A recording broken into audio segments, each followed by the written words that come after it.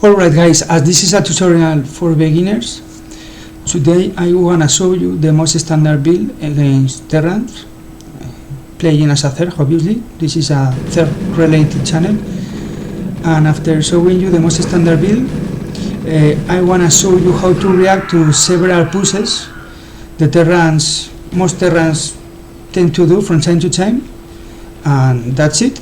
Stick around, let's have fun together, and let's go for it. Alright guys, first of all, what you have to do is to drone up until you are 9/9 in population and send your first overlord towards some corner, depending on what your instincts are telling you, just to try to find out where the opponent is.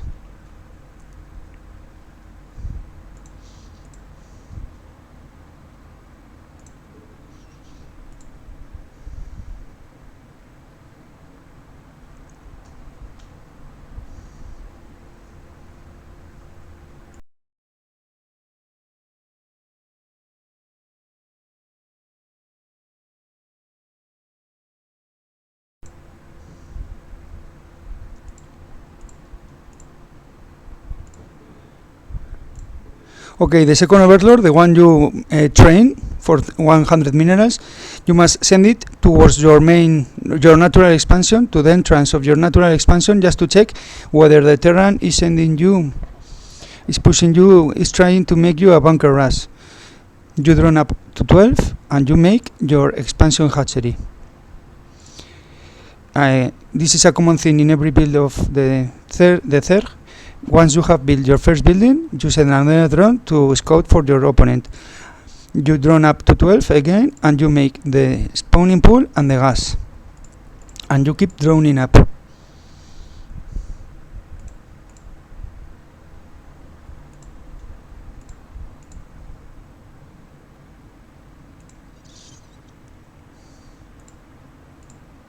With the first 100 gas, you have to upgrade to lair, because tier 1, which is the hatchery, the normal hatchery technologies units, are crap against Terran. So you better start upgrading to lair as soon as possible.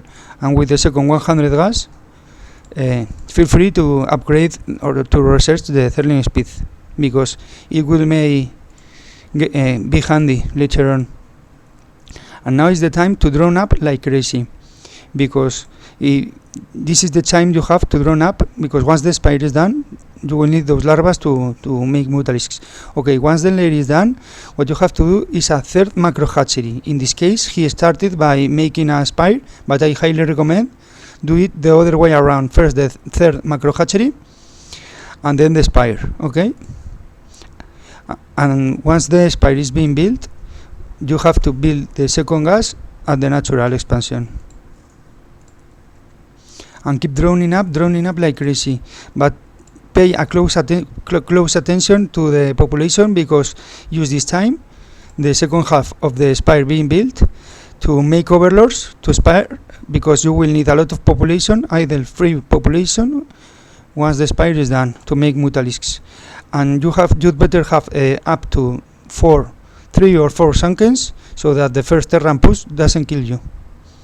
So once the spire is being built, once you start the spire, you have to build 3 to 4 sunkens and make between 10 or 12 mutalisks. Do not do more than those, because once vessels are out, mutalisks will become useless.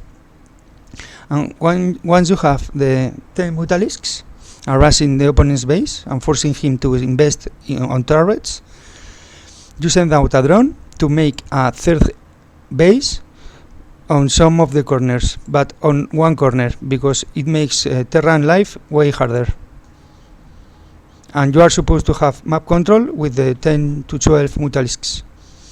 Okay, once you have reached that amount and your third expansion is being built, what you have to do is to make at the same time, more or less, the hydralis den and research lurker and the queen nest, and upgrade to hive. For lower ranks, I would prefer you to make first the hydralis den and research the lurker, and then the queen nest and upgrade to hive. so that your third expansion is more secure. Now with the first hydralisks, send them over to the third expansion and morph them to lurkers on top of the ramp. You can use some of the lurkers in your natural expansion too, to defend from attacks before you have defilers. And now you upgrade to Hive, and basically what you have to do is the defiler mount. I highly recommend to customize defiler hotkeys for a combination of hotkeys that suits you the best or most. And that's pretty much it, okay? It is important that you don't feel forced to kill the opponent with Mutalisks, because it's very, very difficult, and instead play a more passive and patient game by making your third, soon to be the fourth, and defend them with lurkers and soon the defilers. This is very complicated, very multitasking based, because once you have defilers and lurkers, I know it is. I know as a matter of fact that it's difficult, but you have to get used to it, because those are the tools that enable Zerg to beat Terran in a mid-long game. So that's pretty much it.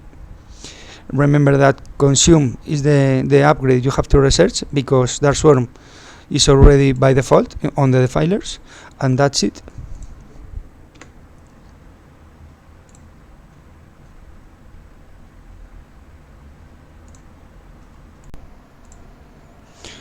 Alright guys, I will teach you how to prepare for a bunker rush. This is a normal build. He's droning up to 9/9, and now he will be making his second overlord. The second overlord will be sent, you will see that, to the entrance of the natural expansion, and that will be proven to be super important, as you will see.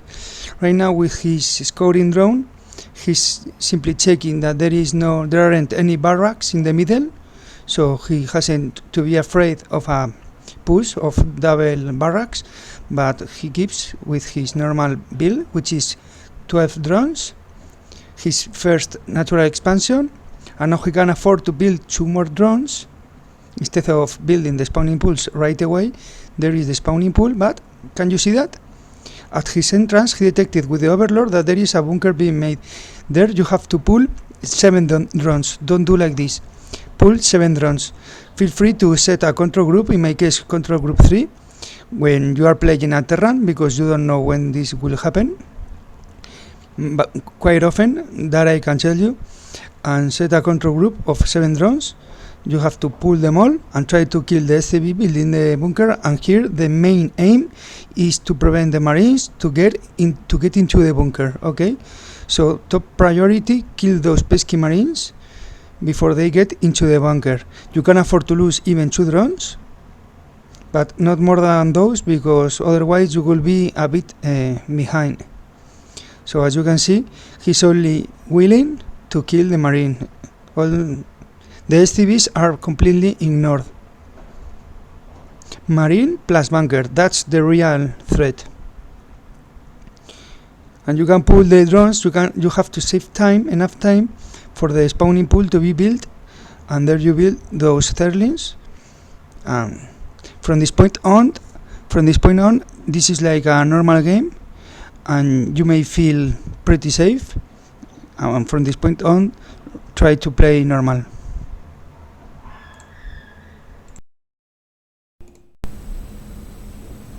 Okay, in Zerg versus Terran, you scout out with a drone as soon as you start building your first expansion, your hatchery.